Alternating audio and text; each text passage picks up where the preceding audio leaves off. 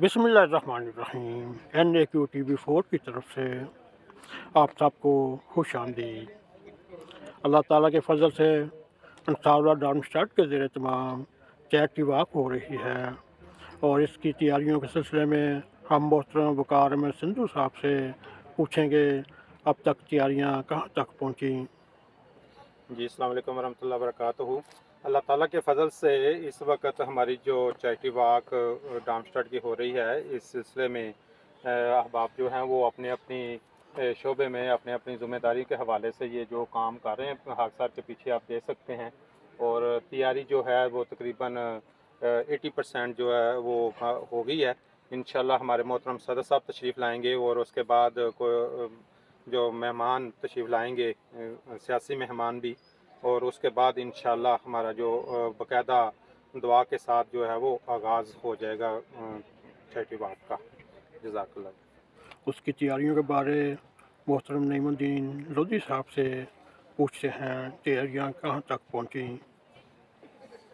अस्सलाम वालेकुम रहमतुल्लाहि व बरकातुहू। मैं अपनी गुफ्तगू का आगाज़ इस बात से करना चाहता हूँ कि आज मौसम अल्हम्दुलिल्लाह बड़ा आइडियल है और शुरका के लिए इसमें कोई दिक्कत नहीं होगी, क्योंकि पहले जो मौसम था वो थोड़ा सा इस तरह सा था कि बाज़ औक़ात बारिश हो जाती थी, बाज़ औक़ात मौसम बड़ा ठंड भी होती थी, लेकिन अल्हम्दुलिल्लाह बहुत आइडियल है चैरिटी वॉक के हवाले से आज। और ये जो प्रोग्राम है ये जोन डार्मस्टाड जो है हमारा, जिसमें चारों हल्काजात आते हैं, चारों मजालिस आती हैं, उनकी सतह पे है। और इसमें माशाल्लाह जो हमारे नाज़िम आला साहब हैं, उन्होंने मरकज़ी हदायत की रोशनी में बड़ी कोशिश की है इसकी जो है लोगों तक इत्तलात पहुँचाने में और जो दीगर प्रोग्राम्स को फ़ाइनल करने में उन्होंने बड़ी कोशिश की है। और अल्हम्दुलिल्लाह आप देख सकते हैं कि आज अभी टाइम नहीं हुआ, लेकिन लोगों की जो शिरकत है अल्हम्दुलिल्लाह ऐसा ही रहा कि काफ़ी भरपूर अंदाज में इसमें लोग शिरकत करेंगे। इंशाअल्लाह डार्मस्टाड के ज़ेर तमाम चैरिटी वॉक हो रही है, उसमें नाज़िम इलाका मोहम्मद आसफ़ साहब तशरीफ़ ला चुके हैं। उनसे पूछेंगे इस वक्त तक क्या तैयारियां मुकम्मल हुई हैं या नहीं। जी, अस्सलाम वालेकुम रहमतुल्लाह।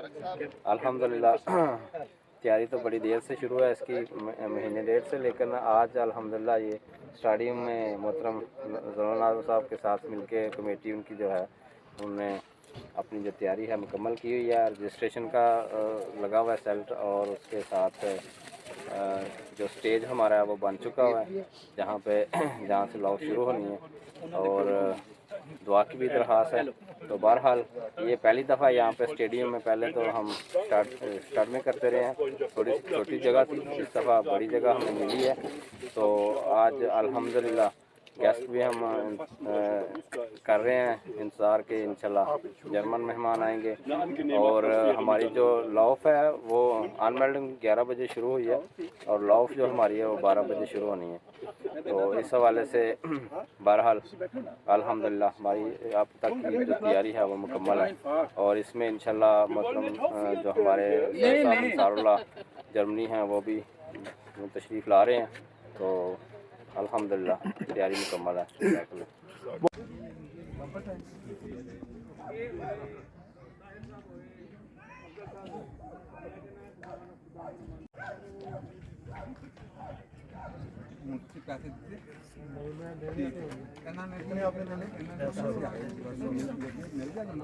ठीक है, अच्छा देती ठीक और नंबर एक मिनट अंदर से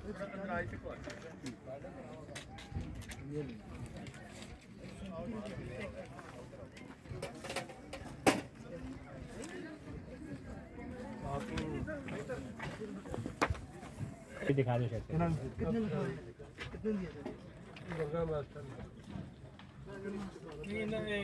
यकूब साहब से ना वो दे देते ये यकूब साहब नाम ले देखते रहता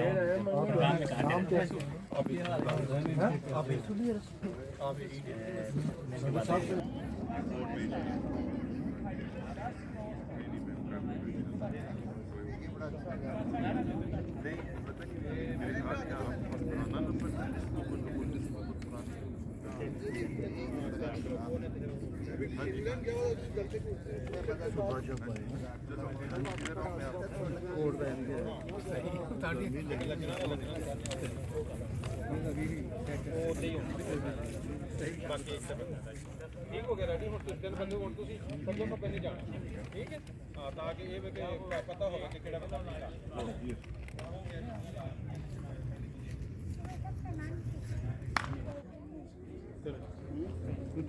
Dann beginnen wir. Assalamu alaikum rahmatullahi wa barakatuhu.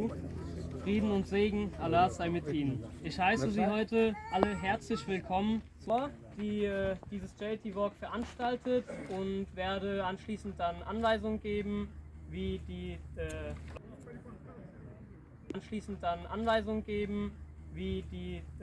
Läufe dann stattfinden werden. Zu der Vorstellung. Also, in der heutigen religiösen Welt spielt die Ahmadiyya Muslim Jamaat eine einzigartige Rolle. 1889 in Indien gegründet, stellt sie mit ihren vielen 10 Millionen Mitgliedern in über 204 Ländern weltweit die größte Gemeinschaft unter den organisierten Muslimen dar. Gleichzeitig ist die Ahmadiyya Muslim Jamaat die sich ausdehnt unserer Zeit. Ihr Hauptsitz befindet sich in London aktuell. In Deutschland haben wir ungefähr 53.000 Mitglieder. Die Majlis Ansarullah, eine Herrenorganisation der Ahmadiyya Muslim Jamaat für Männer über 40 Jahren, organisiert unter anderem seit 2013 das sogenannte Ahmadiyya Charity Walk, wo wir uns heute zusammenfinden. Also sozusagen ein Wohltätigkeitslauf. Mit Unterstützung städtischer Repräsentanten und Behörden führen unsere Mitglieder diese Initiative mit großem Erfolg durch. Bis jetzt konnten wir über 1 Million Euro an mehr als 150 Einrichtungen und Vereinen in ganz Deutschland spenden. Viel mehr will ich jetzt gar nicht erzählen. Wir wollen heute laufen, später sehen können, wer wirklich auch mitgelaufen ist. Alles klar, sag klar, dann dürft ihr euch kurz begeben dahin und erst die Kinder. Genau. पहले जो है वो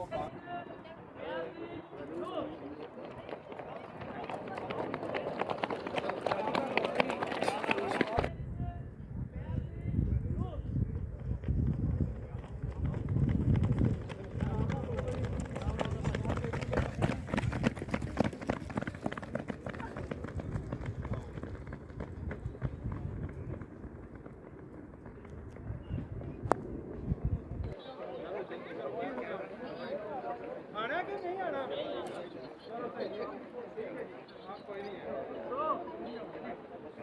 आ जाए भाई तस्वीर बनाए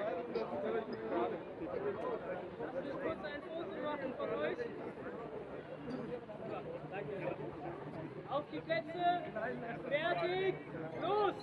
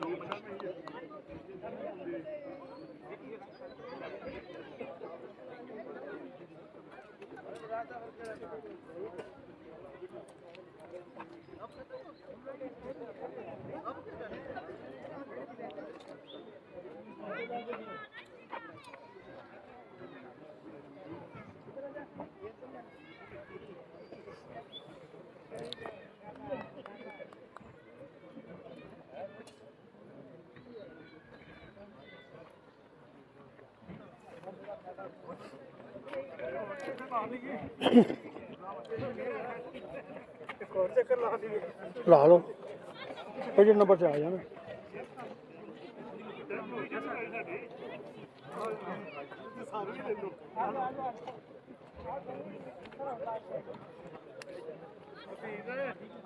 ਬਾਬਿਆਂ ਨੂੰ ਡੱਕ ਅੱਗੇ ਨਹੀਂ ਡੱਕੇ ਜਾਂਦੇ